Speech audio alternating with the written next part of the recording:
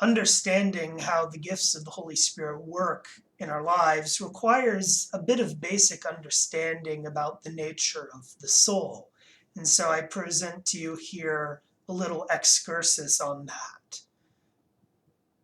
The soul is really widely misunderstood in our society, owing to many people who deny its existence, people who make it a totally spiritual thing, people who make it a totally material thing, saying, oh, well, it's just our brain.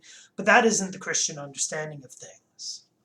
There is a little bit of confusion about how the word is used, because in some places you can find a distinction between soul and spirit, and we can talk about animals having souls, but we're clearly not talking about the same thing as we mean in human beings. So here's a little bit of an explanation. Sometimes when we refer to the soul, we're referring to something which is totally immaterial.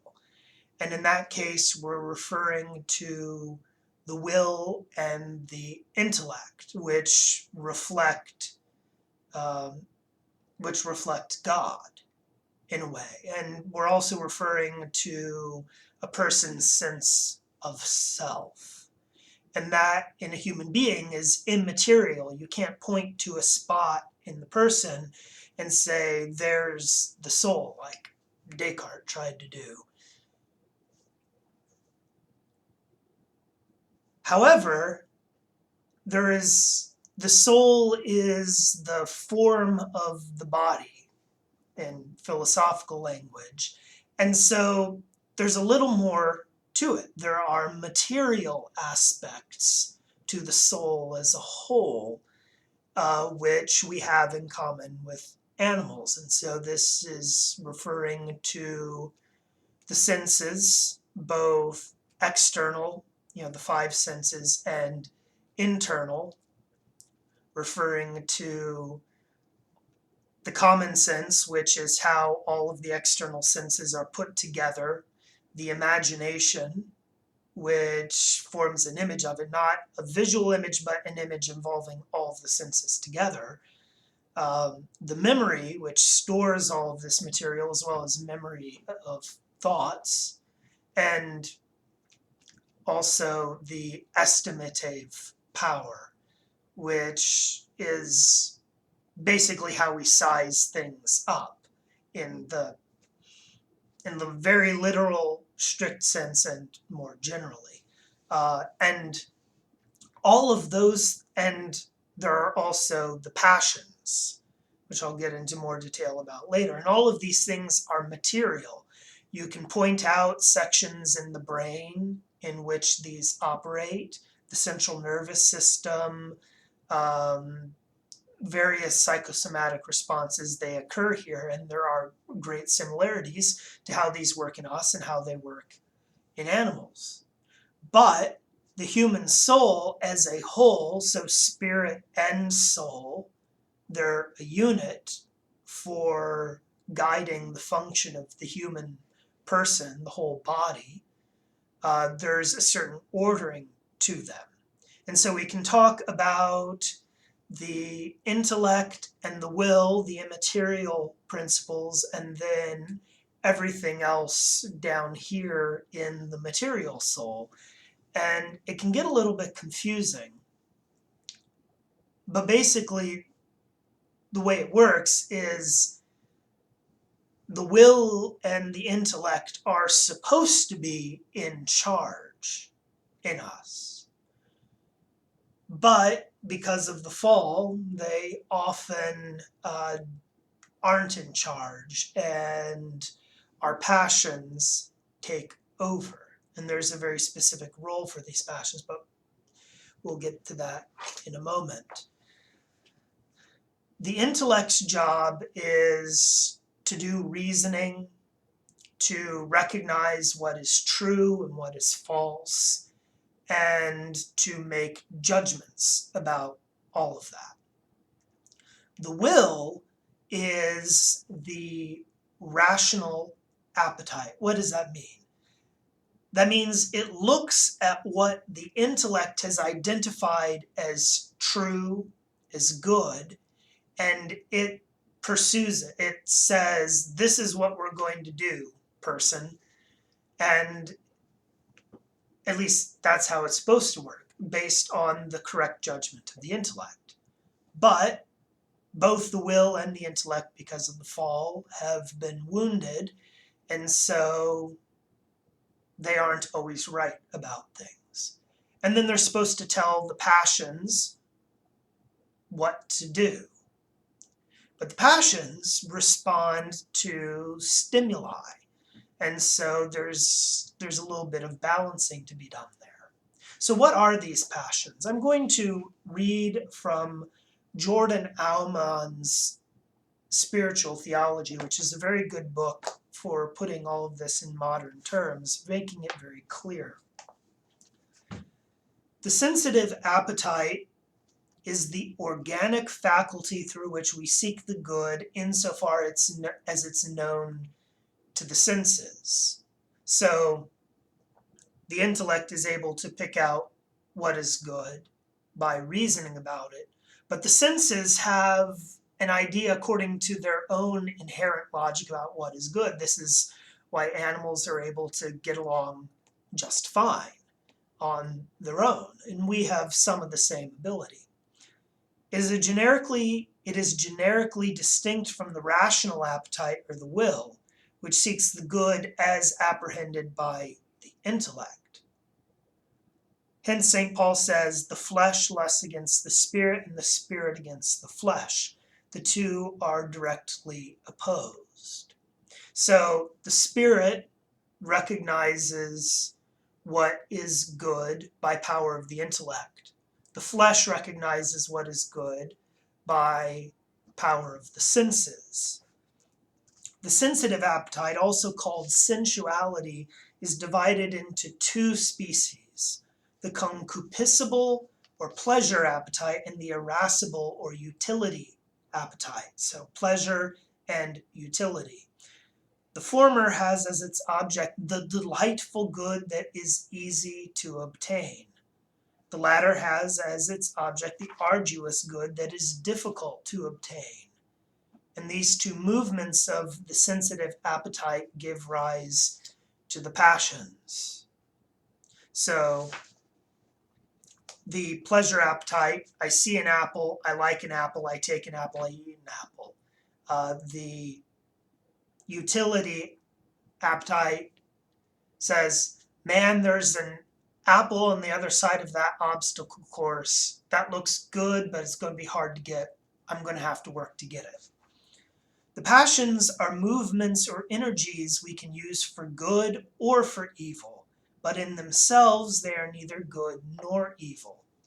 And so I think often when we hear the word passions, we have to subject the passions, and we get this idea that they're evil, and a lot of this is influenced by a really non-Catholic way of thinking. So we have to make clear distinctions about this, otherwise we're going to cause some real big messes in our souls.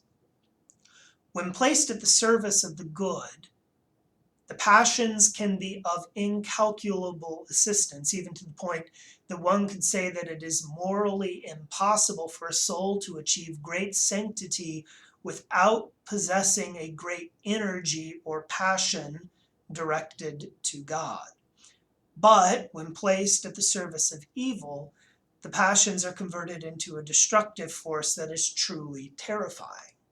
So again, this is to point out that we are not stoics in the sort of pejorative sense of the word. The passions matter. As movements of the sensitive appetite caused by the apprehension of the sensate good or evil, the passions are accompanied by a certain change, more or less intense, in the organism. Some psychologists use the word passion to designate the more vehement and intense movements of the sensitive appetite, reserving the word emotion for those movements that are gentler and more ordinary. In any case, the passions always presuppose some knowledge of the good that is sought or of the evil that is feared. And the judgment made is always in terms of the self. The passions are by nature expressions of love of self. And because of that, we have to be careful about them. And note that there's a distinction here between passions and emotions. Emotions can be all sorts of different things. The passions are specific in regarding some good or evil that the senses perceive. So, in the pleasure appetite, concupiscible, the good, which has a power of attraction, engenders three movements of passion. And there's an order to this. So the simple awareness of good arouses love. That's the first one. If it's a question of a future good, it gives rise to desire. I know that the thing is a possibility, so I desire it. And if it's a good already possessed and present, it produces pleasure. And so, because of this ordering, love leads to desire, leads to pleasure, if the good is finally obtained. On the other hand, if the sense appetite apprehends evil, which is itself repulsive, it produces hatred in us, as opposed to love. And if that evil is impending, it causes a movement of flight or aversion as opposed to attraction or desire. And if the evil has overtaken us, it causes sadness as opposed to pleasure. So we have these two directions. If we conceive of, if we have a sense, an apprehension of good, we love the good, we desire the good, and so pursue it, and when we obtain it, we have pleasure. And if we apprehend an evil in the senses, then we hate it and we try to flee from it, to avoid it. And if we're forced to be in its presence, we become sad. And so much for the pleasure appetite. The utility appetite, the irascible appetite, in it, the absent good, if it's considered possible to obtain, engenders hope. But if it's impossible to obtain, it produces despair. Likewise, the difficult evil that is absent, if it can be avoided, produces courage. But if the evil is unavoidable, it arouses fear. Lastly, the presence of a difficult evil produces anger in the utility appetite and sadness in the concupiscible, the pleasure appetite, while the presence of a difficult good doesn't arouse any movement in the utility appetite, but causes joy in the pleasure appetite. For that reason, the utility appetite has only 5 passions, while there are 6 in the pleasure appetite. The great importance of the passions can be deduced from their decisive influence in our physical, intellectual, and moral life. Without the previous stimulation of the emotions, we would take scarcely one step in our physical life, since the stimulation of the emotions is what enables us to expend an extraordinary amount of effort for good or for evil. Add to this the fact that the passions can have a powerful influence on bodily health, especially the emotions of sadness, anger, and fear. In the moral life, the passions can increase or diminish the goodness or malice, the merit or demerit of our actions. They diminish human responsibility when the person seeks a good or evil more because of the impulse of passion than by free choice of the will. They increase human responsibility when the will confirms the previous motion of passion and uses it in order to work with greater intensity. A prudent organization of all of our psychological resources can result in near perfect control of our passions. excepting, of course, the first spontaneous movements of passion, but these don't affect morality. People who have lived for years under the domination of disorderly passions have been able to free themselves from this slavery and begin to live a life that is in harmony with the moral law. There's no doubt that there are great difficulties at the beginning, but gradually the individual can achieve self-mastery. The following principles can be helpful in achieving control and proper use of the passions. First, every idea tends to produce its corresponding act. This is especially true if the idea or sentiment is accompanied by strong emotions and a vivid representation. Consequently, it's necessary to formulate ideas that are in accordance with Christian morality and carefully avoid concepts and ideas that relate to actions that should be rejected. In this way, one's actions will always be in accordance with one's ideas and values. This corresponds to the self-fulfilling prophecy sort of idea. If you're driving along the road and you look off at something to the left, you're going to start driving to the left, even though you've never decided to drive to the left. And suddenly you're in trouble. 2, every act arouses the sentiment of which it is a normal expression. The rule of conduct following from this principle is that in order to acquire the desired sentiment or to intensify the emotion already experienced, one should act as if already experiencing it. In this way, one's sentiments and emotions are controlled by one's actions. Just a minor example of this is it's well known that if you deliberately smile, you will begin to be happier. Third, passion augments and intensifies the psychological forces of the individual and uses them for attaining the goal that one seeks. Consequently, it's necessary to choose the emotion carefully in order to gain the most from its psychological potential. In this way, one's ideas and actions are effectively promoted by the correct use of emotional energy.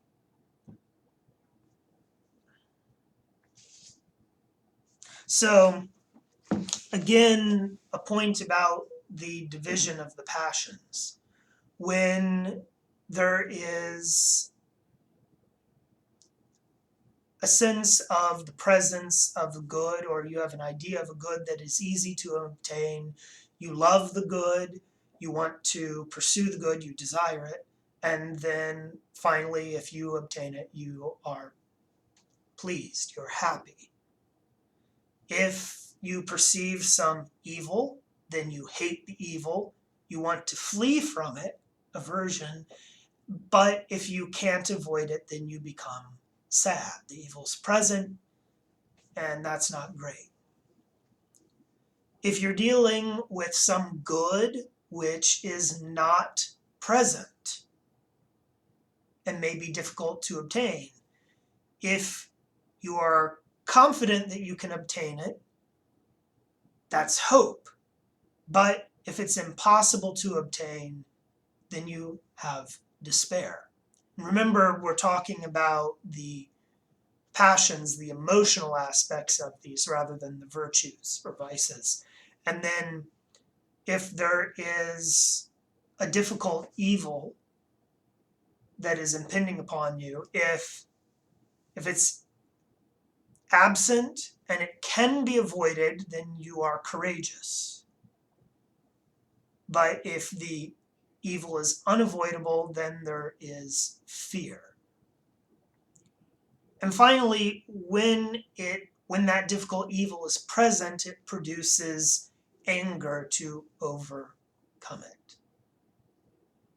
And all of these things, they're dealing with, there's some sense of a good or evil, and so they want to act. By nature, they're inclined to follow the direction of the will under the light of the intellect. But this has been muddied a bit by the fact of the fall, and so when children are raised, they have to be trained in this practice to recognize which goods are worth pursuing and putting all of those goods in the correct order. And that's the job of the intellect to perceive.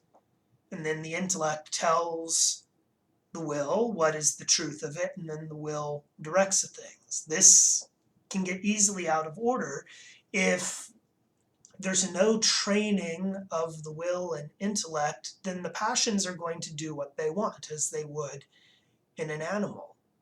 But the intellect is not gone, so the intellect and the will end up being trained to just follow whatever the passions say. And so if ever an obstacle comes up, great things don't happen. Things don't go so well. And the worst situation of all that you can have is if the will, just to make things go easier, consents to everything the passions propose. And that's not a good place to be. But if there can be training by denying the senses, by denying the passions what they want all the time, then some progress can be made. But it should always be done under the direction of the will and the intellect, rather than by some other passion. Because if it's just done on the level of the passions, then it's not really bringing the right order of things. But if it's done in light of the intellect, then they're slowly brought into submission. And so this prepares us. I'm going to have another excursus on the virtues which give form to the organizing of the spiritual organism, the will and the intellect directing the passions, all involved with the senses, internal and external. So we'll get to that next time. Praise be Jesus Christ, now and forever.